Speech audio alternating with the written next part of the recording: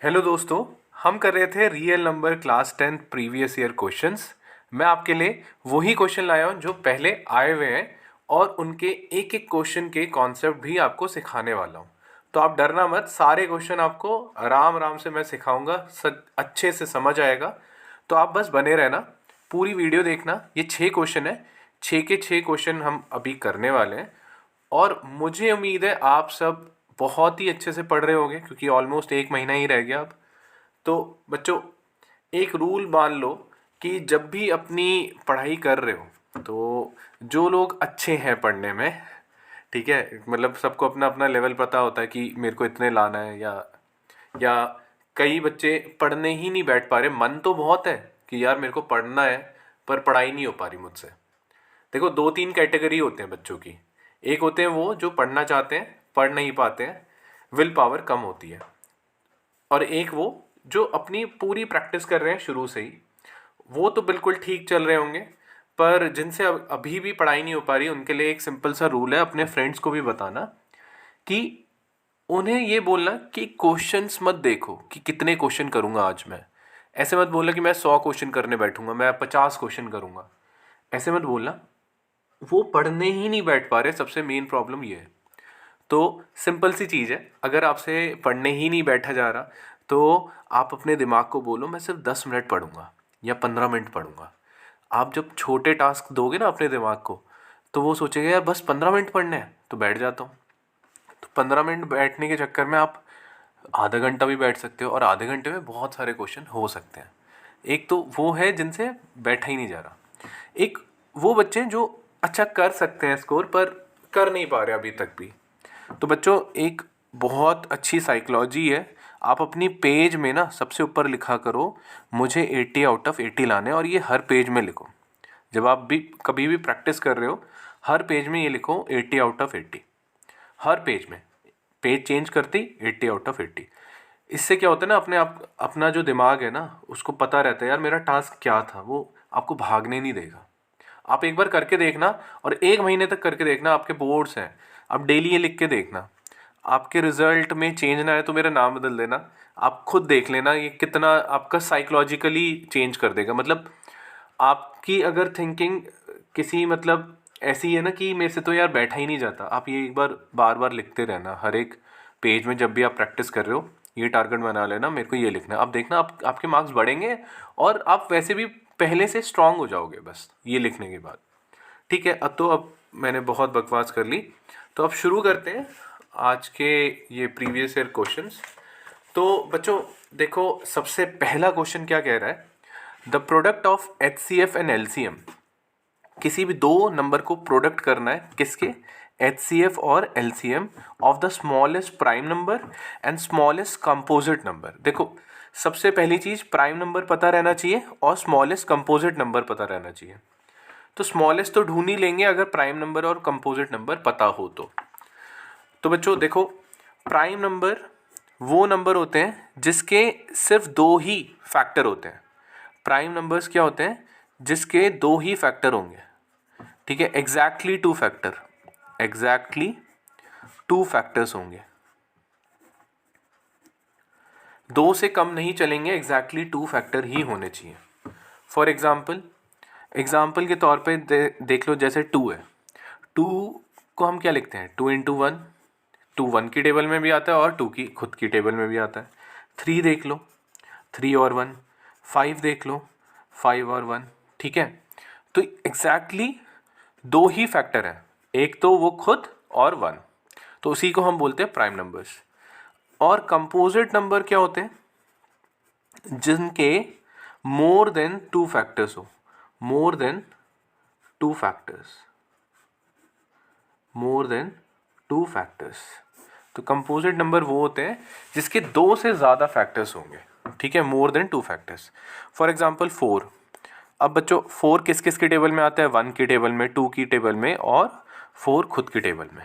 ठीक है, तो बच्चे बोलते हैं कंपोजिट नंबर 1 नहीं होगा। तो यार देखो, कंपोजिट नंबर 1 इसलिए नहीं होगा या प्राइम भी नहीं होगा क्योंकि 1 सिर्फ अपनी टेबल में आता है, और प्राइम नंबर इसलिए नहीं है क्योंकि उसके दो फैक्टर होने चाहिए। कंपोजिट इसलिए नहीं है क्योंकि उसके दो से ज़्यादा होना चाहिए। तो 1 का तो सिर्फ 1 ही है, ना ही इस कैटेगरी में आया ना ही इस कैटेगरी में आया, ठीक है। तो ऐसे ही 6 1 की टेबल में आता है, 2 की टेबल में आता है, 3 की टेबल में आता है और 6 अपनी टेबल में तो आता ही है। तो यहीं से आपको पता चल गया सबसे छोटा कंपोजिट नंबर हो गया 4 और सबसे छोटा प्राइम नंबर हो गया 2, ठीक है। सबसे छोटा कंपोजिट नंबर हो गया 4 और प्राइम नंबर हो गया 2। यहाँ पे अपने क्वेश्चन में आते हैं वापस। क्वेश्चन क्या कह रहा था, the product of HCF and LCM of the smallest prime number and the smallest composite number is, यानी कि सबसे छोटा जो प्राइम नंबर है और सबसे छोटा जो कंपोजिट नंबर है उसका पहले हमें HCF निकालना है और फिर हमें LCM निकालना है, फिर उन दोनों को मल्टीप्लाई कर देना है। यानी प्रोडक्ट का मतलब समझते हो ना कि इन दोनों को हमें क्या करना है, मल्टीप्लाई करना है सबसे छोटे प्राइम नंबर से और सबसे छोटे कंपोजिट नंबर का HCF और LCM निकालो, जो भी आंसर आएगा उनका प्रोडक्ट करो, यानी कि उनको मल्टीप्लाई करो। तो ठीक है दोस्तों, देखो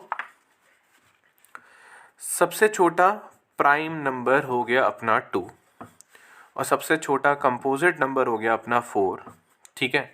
2 को हम लिख सकते हैं 2 इंटू 1, 4 को लिख सकते हैं 2 इंटू 2 इंटू 1, ठीक है। तो अगर मैं LCM की बात करूं, याद करो LCM में मैंने याद करवाया था सबसे बड़ी पावर यहाँ पे 2 ही है। देखो यहाँ पे 2 का स्क्वायर भी लिख सकता हूँ और यहाँ 2 की पावर 1 भी लिख सकता हूँ। तो 2 की बड़ी पावर किसकी है, 2 की पावर 2 की है, 2 की पावर 1 की। तो आप बोलोगे 2 की पावर 2, यानी कि आंसर आया 4। 2 और 4 का LCM कितना हो गया बच्चों, 4। सेम HCF निकालना है हमें किसका, 2 और 4 का। इसमें लोएस्ट पावर लेंगे, 2 की लोएस्ट पावर 1 है या फिर 2 है, तो आप बोलोगे 1। तो HCF हो गया ये 2, ठीक है। 2 की पावर 1 यानी कि 2। अब हमें पता है हमें इनका प्रोडक्ट करना है, HCF इंटू LCM, तो कितना हो जाएगा 4 इंटू 2, यानी कि हमारा आंसर आ रहा है 8। तो हमने क्या किया, सबसे पहले सबसे छोटा कंपोजिट नंबर निकाला और सबसे छोटा प्राइम नंबर निकाला, फिर उनका निकाला HCF और LCM, उन दोनों को मल्टीप्लाई किया तो आंसर आ गया हमारा 8। तो इसका सही ऑप्शन क्या होगा, 8। तो इसका सही आंसर क्या है, D। अब बढ़ते हैं सेकंड क्वेश्चन की तरफ। बच्चों सेकंड क्वेश्चन कह रहा है how many prime factors are there in prime factorisation of 5005। ठीक है, तो करके देखते हैं कि कितने प्राइम फैक्टर्स होंगे इसके 5005 के। सबसे पहले इसको 5 से कर दो, तो ये तो बहुत सिंपल है, 001 आ जाएगा। ठीक है, फिर 7 से जाता है, 7 की टेबल में 10 कब आता है, 1 पे, 7 1 जा 7, तो 10 माइनस 7 कितना होता है बच्चों, 3। अब 7 की टेबल में 30 कब आता है, 4 पे आप लिखोगे, 7 4 जा कितना होता है 28, 30 माइनस 28 कितना हो गया 2। 7 की टेबल में 21 कितना आएगा 3 पे, फिर 11 11 1 जा 11 लिखोगे आप। 14 माइनस 11 कितना होता है 3 बचता है। 11 की टेबल में 33 कब आता है, आप लिखोगे 3 पे, फिर 13 की टेबल में 13 कब आता है, आप लिखोगे 1 पे। तो बेसिकली 5005 को हम लिख सकते हैं 5 इंटू 7 इंटू 11 इंटू 13। तो इसके कितने प्राइम फैक्टर्स निकले, 1 2 3 4, तो इसका ऑप्शन सही है 4। तो देख लेते हैं कौन सा ऑप्शन होगा, 4। तो ये है अपना बी। तो बच्चों अब आते हैं नेक्स्ट क्वेश्चन की तरफ, अपने थर्ड क्वेश्चन की तरफ। बच्चों थर्ड क्वेश्चन में कह रहा है कि 119 का होल स्क्वायर और -11 का होल स्क्वायर क्या होगा, प्राइम नंबर होगा या कंपोजिट नंबर होगा या ऑड प्राइम नंबर होगा या ऑड कंपोजिट नंबर होगा। तो बच्चों देखो ये होगा कैसे, इसको पहले एक्सपैंड कर लेते हैं थोड़ा। एक्सपैंड करके क्या मिलेगा आपको, देखो ए स्क्वायर माइनस बी स्क्वायर क्या होता है, ए प्लस बी इंटू ए माइनस बी। अगर तो ये प्राइम नंबर होगा तो ऐसे ही नंबर होंगे 2 3 5, है ना। अगर कंपोजिट हो गया तो उसके जो फैक्टर्स होंगे वो 2 से ज़्यादा होंगे। ठीक है, तो देखते हैं ये नंबर होगा क्या। तो 119 प्लस 111 इंटू 119 माइनस 111। तो बेसिकली यहाँ पे मैंने ये फॉर्मूला लगा दिया, ए स्क्वायर माइनस बी स्क्वायर क्या होता है बच्चों, ए प्लस बी इंटू ए माइनस बी। तो एक्सपैंड कर दो, यही फॉर्मूला लगा दो, ये ए स्क्वायर है माइनस बी स्क्वायर, ए प्लस बी ए माइनस बी। बच्चों 119 प्लस 111 किसके बराबर होगा, ये हो जाएगा अपना 280 के बराबर, इंटू 119 माइनस 11 111 किसके बराबर हो जाएगा, 8 के बराबर। तो यहाँ देख ही सकते हो 8 के अपने आप में ही कितने सारे फैक्टर होते हैं। 8 किस किस की टेबल में आता है बताओ, 2 की में आता है, 4 की में आता है, 8 अपनी खुद की में टेबल में आता है। तो 3 फैक्टर तो यही मिल गए सिर्फ 8 के, और 28 के भी बहुत सारे हैं, है ना। 228 को मैं क्या 280 को क्या लिख सकता हूँ, 280 इंटू 10 इंटू 8 ऐसे भी लिख सकता हूँ। अब 10 के आपको पता है 10 किस किस की टेबल में आता है, 2 की, 5 की। 8 किस किस की टेबल में आता है आपको पता है, 28 4 की, 7 की, 2 की टेबल में आता है, 14 की टेबल में आता है, और वो खुद की टेबल में तो आता ही है। तो इससे ये पता चलता है कि ये पक्का एक कंपोजिट नंबर है, क्योंकि बहुत सारे नंबर्स की टेबल में आ रहा है। बहुत सारे मतलब 2 से ज़्यादा, जैसे ही 2 से ज़्यादा नंबर्स से ज़्यादा आ जाते हैं तो हम बोलते हैं कंपोजिट नंबर। मैंने आपको डेफिनेशन बताई थी, कंपोजिट नंबर के 2 से ज़्यादा फैक्टर्स होते हैं। यहाँ तो बहुत सारे फैक्टर हैं, तो इसका आंसर है कंपोजिट नंबर। तो देख लेते हैं कौन सा ऑप्शन सही है इसका। तो ऑप्शन बी इसका करेक्ट आंसर हो गया। अब आते हैं अपने नेक्स्ट क्वेश्चन, फोर्थ क्वेश्चन की तरफ। बच्चों अब हम नेक्स्ट क्वेश्चन की तरफ बढ़ते हैं। If least prime factor of A is 3 and least prime factor of B is 7, the least prime factor of A plus B is. बच्चों यहाँ पे जो गौर करने की बात है वो है लीस्ट प्राइम फैक्टर होता क्या है। तो सबसे पहले हम सीखते हैं लीस्ट प्राइम फैक्टर का मतलब क्या है। ठीक है, अगर मान लेते हैं कोई भी एक नंबर है 6, 10, 14, 15, 7, 21, कुछ भी है, इनके फैक्टर्स निकालो। 6 का क्या होगा, 2 और 3 होगा। 2 और 3 में छोटा प्राइम नंबर कौन सा है, छोटा प्राइम फैक्टर कौन सा है, आप बोलोगे 2 है, ऑब्वियस ही बात है 2 छोटा है 3 से। ठीक है, ऐसी 10 में आओ 2 और 5 होगा, तो इसमें लीस्ट प्राइम फैक्टर कौन सा है, यानी सबसे छोटा प्राइम फैक्टर 2 है। 14 में आओ, 14 में क्या है, 2 ही है। 15 में 3 इंटू 5 होगा, यानी कि 3 है। 7 की बात करें तो 7 बन जाए 7 ही होता है, सबसे छोटा प्राइम फैक्टर 7 ही हो गया। 21 की बात करूँ तो 3 और 7, इसमें सबसे छोटा प्राइम फैक्टर हो गया 3। तो आपको यहाँ पे प्राइम फैक्टर पता रहना चाहिए लीस्ट क्या होता है, तो यहाँ पे आपको शायद पता चल चुका होगा। तो बच्चों ऐसे ही यहाँ पे बोल रहा है एक नंबर है ए, उसका लीस्ट प्राइम फैक्टर क्या है 3। दूसरा नंबर है बी, उसका लीस्ट प्राइम फैक्टर है 7, और उनके लीस्ट प्राइम फैक्टर का सम ए प्लस बी कितना होगा। तो बच्चों एक नंबर है ए का लीस्ट प्राइम फैक्टर है 3, बी का है 7, तो ए प्लस बी कितना होगा, आप बोलोगे 3 प्लस 7 यानी कि 10। 10 का हमें लीस्ट प्राइम फैक्टर निकालना है। अब बच्चों 10 को आप क्या लिखोगे, 2 इंटू 5, और इसका लीस्ट प्राइम फैक्टर क्या है 2, तो आंसर हो गया 2। तो देख लेते हैं इसका ऑप्शन कौन सा ठीक है, ऑप्शन ए बिल्कुल ठीक है। अब आते हैं अपने 16 मतलब 5th क्वेश्चन में। वैसे क्वेश्चन नंबर 16 है ये, वैसे हमारी क्रोनोलॉजी के हिसाब से ये 5th क्वेश्चन है। तो बच्चों अब हम करते हैं 5th क्वेश्चन। ठीक है, इसमें बोल रहा है if A and B are coprime then A square and B square are. तो बच्चों इसमें हमें पहले ये पता रहना चाहिए कि को प्राइम नंबर्स होते क्या हैं। ठीक है, तो अब सीख लेते हैं को प्राइम होता क्या है। तो को प्राइम का मतलब होता है बच्चों, को प्राइम जैसे आपने सुना होगा को पायलट, को पायलट यानी कि जो पायलट के साथ वाला बंदा होता है ना, साथी, ऐसी को प्राइम। तो को प्राइम मतलब जैसे कि मान लो कोई नंबर है 4 और कोई नंबर है 7।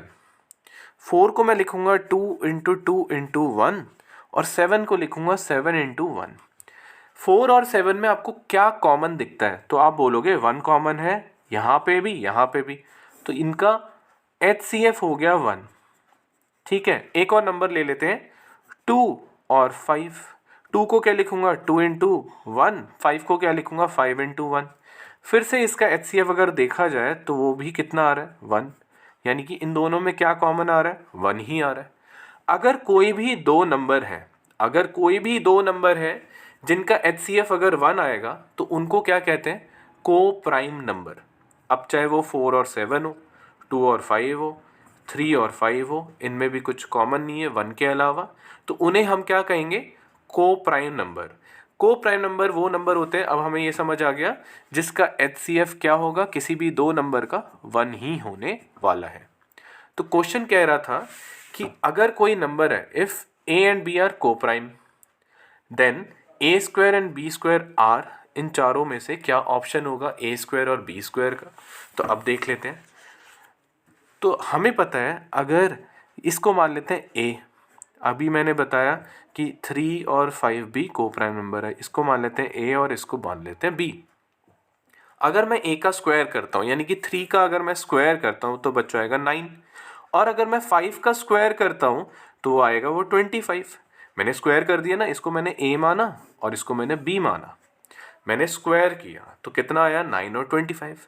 9 को क्या लिखूंगा 3 इंटू 3 इंटू 1। अब इस 25 को क्या लिखूंगा बच्चों 5 इंटू 5 इंटू 1। अब इनमें क्या कॉमन आ रहा है, फिर से 1 ही आ रहा है, यानी कि a स्क्वायर और b स्क्वायर भी कैसे नंबर मिले हमें, को प्राइम नंबर। और एग्जाम्पल के थ्रू समझ लेते हैं। फॉर एग्जाम्पल मैंने 4 और 7 को बोलता को प्राइम नंबर है क्योंकि इनका HCF 1 आ रहा है। अगर मैं 4 का स्क्वायर कर दूं बच्चों और 7 का स्क्वायर कर दूं, 4 का स्क्वायर होता है 16 और 49। 16 को हम क्या लिखते हैं 4 इंटू 4 इंटू 1, ये क्या होगा 7 इंटू 7 इंटू 1, तो HCF इसका फिर से 1 आ रहा है। ठीक है, तो ये समझ आया, जिसका भी HCF आता है 1 वो होता है को प्राइम नंबर। तो इसका आंसर क्या होगा, को प्राइम ही होगा। ठीक है बच्चों, अब आते हैं अपने लास्ट क्वेश्चन, 6th क्वेश्चन में। कह रहा है if n is any natural number. Natural number आपको पता है क्या होता है, जो कि 1 से शुरू होता है, 1 2 3 4, जो कि 1 से शुरू हो और सारे पॉजिटिव नंबर हो गए, पता नहीं हमें कहाँ खत्म होंगे। ठीक है, कह रहा है ये जो n लिखा हुआ है ना सारे ऑप्शन में, ये n क्या है, नेचुरल नंबर है। तो ये पूछ रहा है कि इनमें से ऐसा कौन सा नंबर है जिसकी एंडिंग 0 से होगी। एंडिंग 0 से होगी का मतलब क्या होता है, जो एंड करे 0 से। बच्चों देखो, जैसे कि कोई नंबर है 10 या 20 या 30, ये सारे नंबर 0 से एंड करते हैं, या 1000, ये सारे नंबर क्या है 0 से एंड करते हैं।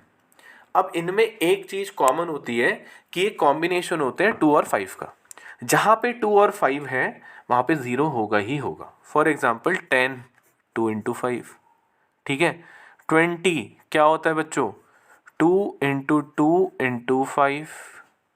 30 क्या होता है बच्चों, हम लिख सकते हैं 30 को 3 इंटू 10, और 10 को क्या लिख सकते हैं दोस्तों 2 इंटू 5। तो आपने ये नोटिस किया जहाँ पे 2 5 2 और 5 और 2 और 5 होगा वहाँ पे 0 आएगा ही आएगा। अगर कभी भी 0 नहीं है, अगर मान लो 8 है, मैं लिखता हूँ 8 क्या होता है बच्चों 2 इंटू 2 इंटू 2, यही होता है। पर अगर मैं इसी 2 इंटू 2 इंटू 2 को 5 से मल्टीप्लाई कर दूं तो ये कितना हो जाएगा 2 इंटू 2 इंटू 2 8 होता है, 8 इंटू 5 कितना हो गया 40, तो 0 आ जाता है। 2 और 5 का कॉम्बिनेशन हर दम 0 देगा। ठीक है, तो यहाँ पे हम देख लेते हैं कि किसी भी आंसर में, किसी भी ऑप्शन में अगर 2 और 5 है तो वो ही उसका करेक्ट ऑप्शन होगा। तो यहाँ नहीं है, यहाँ नहीं है, तो यहाँ है, तो ये हमें एंड विद 0 वाला आंसर देने वाला है, यानी कि ऑप्शन सी इसका सही आंसर है।